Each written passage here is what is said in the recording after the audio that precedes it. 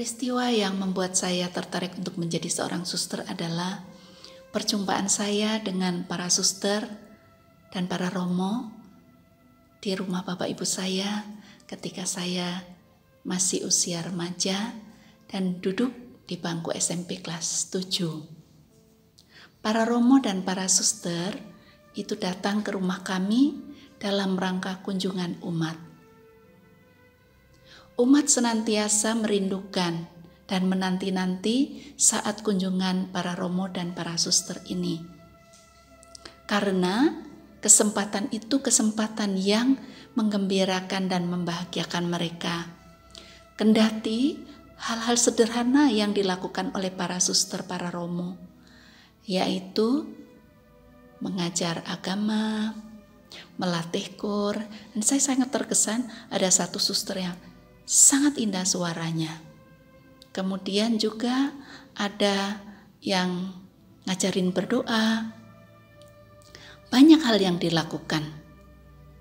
Kendati sederhana, mereka melakukannya dengan gembira dan penuh sukacita. Ini yang membekas dalam hati para umat.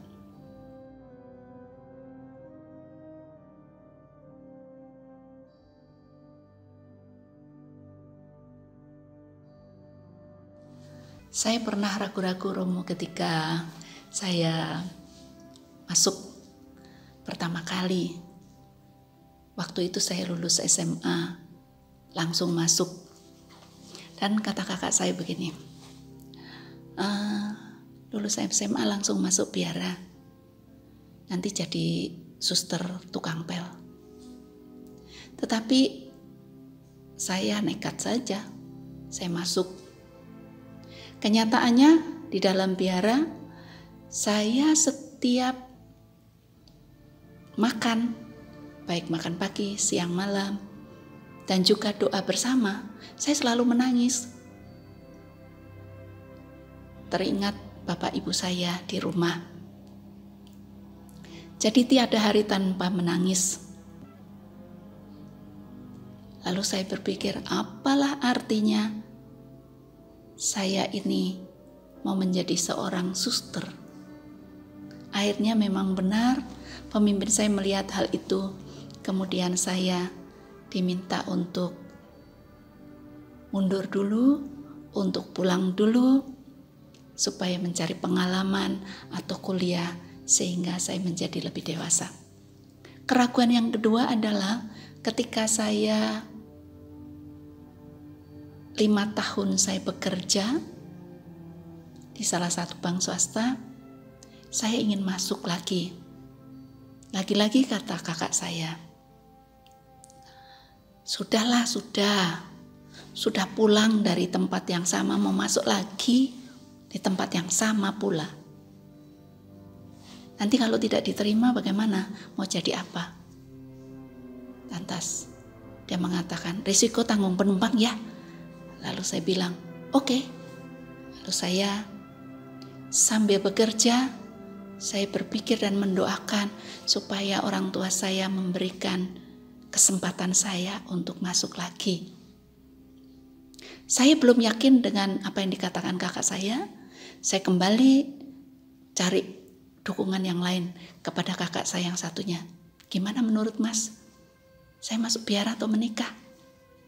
Kata kakak saya, di luar dugaan saya, dia mengatakan, putuskan sendiri. Bapak ibu dan kakak adik tidak boleh ikut menentukan. Lalu saya ragu-ragu lagi, gimana ya, masuk enggak. Pada akhirnya saya mengambil keputusan bulat setelah saya mendoakan, saya diberi restu oleh orang tua, maka saya masuk kembali ke tempat yang sama. Tetapi jika Tuhan berkehendak, siapa yang dapat menghalangi? Maka saya masih tetap bertahan sebagai seorang suster sampai hari ini. Oleh karena itu, saya menghimbau kepada keluarga, orang tua yang memiliki putra-putri yang ingin menjadi romo atau suster atau bruder, jangan dihalangi, tetapi berilah support, semangat, agar mereka sungguh-sungguh dipakai Tuhan menjadi alat pilihannya.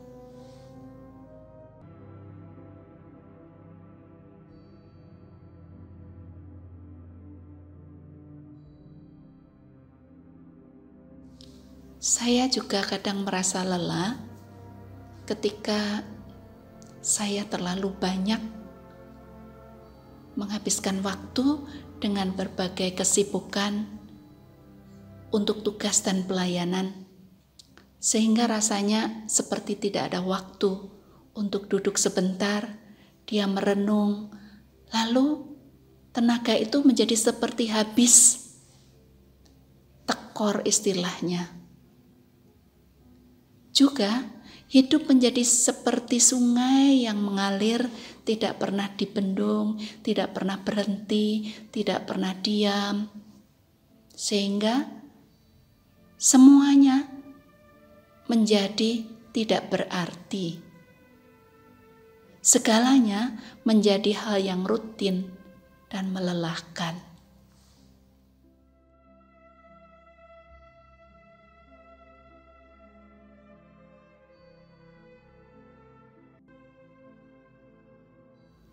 Cara saya mengatasi kelelahan tersebut dengan melakukan discernment atau pembedaan roh, membuat skala prioritas dengan cara berani mengurangi pelayanan yang bisa dilakukan oleh orang lain.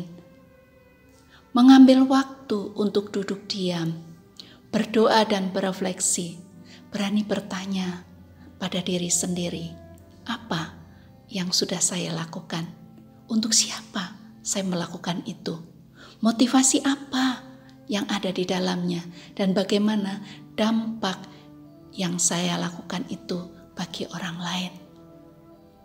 Biasanya Romo, setelah saya berdoa, ada sedikit banyak kelegaan dan kekuatan baru untuk melangkah lagi.